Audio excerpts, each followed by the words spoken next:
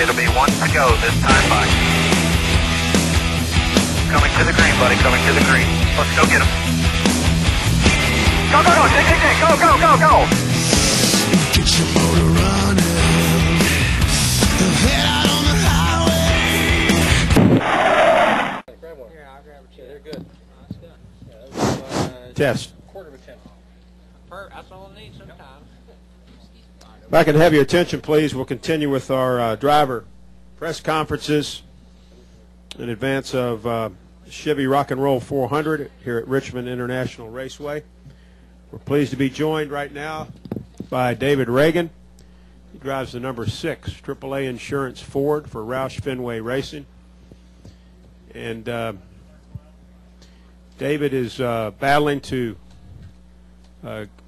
garner a position in the chase for the NASCAR Sprint Cup. So tell us about that, your feelings heading into tomorrow night's race, and what you think you got to do to get that 12th and coveted spot. Well, certainly we're excited to be in this opportunity to have a shot for the chase. That's what our goals were at the beginning of the year, to just be able to have a shot at Richmond to make the chase. It'd be great if we were in the top 12 locked in, but we're not. We're outside trying to fight our way in.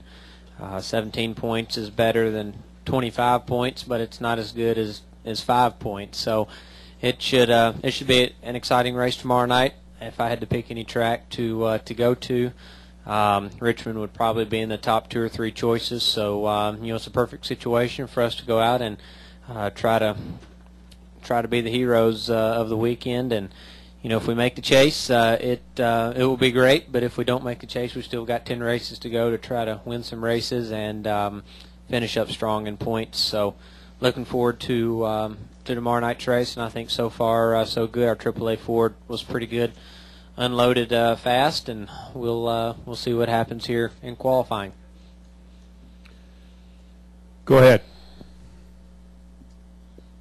And by the way, you guys got it pretty cold in here too. It's spoiling me. I've got to get out of here.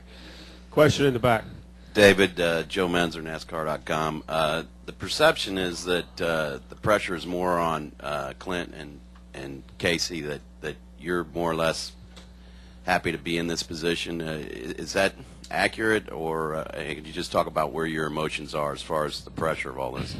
Yeah, some of that's accurate. I'd say that that we are definitely just happy to be in this position, but we have put some pressure on ourselves to try to make some good things happen. I put a lot of pressure on myself last week to try to run a little better than we did, and I think the pressure's probably on Clint more than anybody, because it's his spot to lose and it's ours to gain, and I think that we all have a lot of pressure on us to go out and get the job done and try to get in the chase. But yeah, I could imagine that there's probably a little more pressure on Clint not to mess up. We can go out and just race as hard as we can, and whatever happens, happens. Other questions? Got one over here. Go ahead, Hank. Do you kind of feel like, now that you're here at the track, do you kind of feel like the place kicker nobody wants to talk to with 2 seconds left in the game?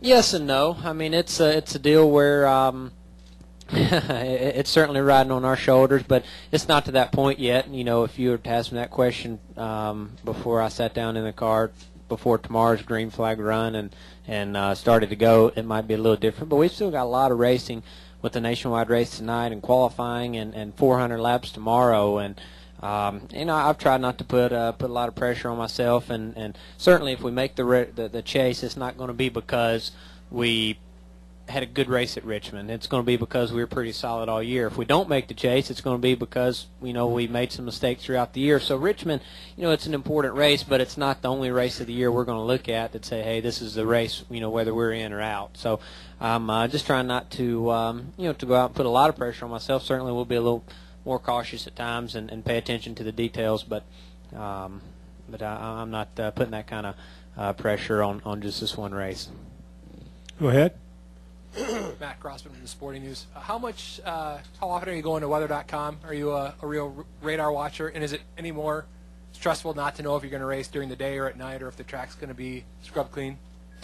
I just left my motorhome, and that's what was on the internet. So I was watching it before he came back here, and I pay attention to certainly what's going on, just trying to be aware of what's happening so I can make a better plan.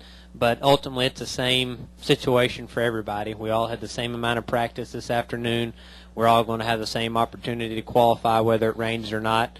And we're all going to have the same ideas going into tomorrow night. But I think just from my limited knowledge and studying the internet radar, I think we'll be fine. Maybe not for qualifying, but definitely for tomorrow night.